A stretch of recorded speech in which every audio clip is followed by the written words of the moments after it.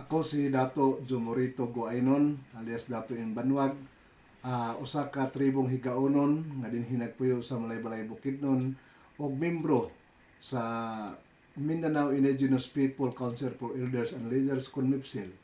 Hugot ako nagakondina isip usa ka leader sa tribo sa gihimo karon sa Kongreso nga pagpapasa niya ng House Bill 621 nga usa ka House Bill nagihimo sa mga kongresista, partikular ni Congressman Romaldo, nga usa kapag panamastama sa tribo.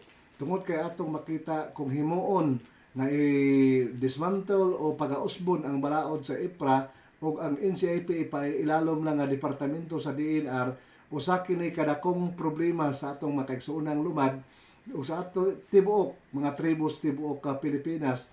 Tungod kay atong makita karong panahon na nga wala pa ginausab ang balaod IPRA o ang NCIP, dili pa departamento sa DNR, pero atong nakita nga daghan ang kakulangan o dili matagamtaman sa atong mga kaigsuonang tribo nga serbisyo gikan sa NCIP o pag-implement niining balaod IPRA.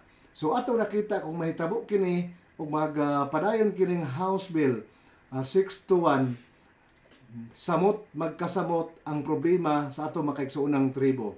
Busa atong ipanawagan sa tanang natong mga kaigsuonang tribo sa tibuok Pilipinas ug sa tibuok Mindanao, hilabi na sa akong tribo nga mga higaonon, nga maghiusa kita.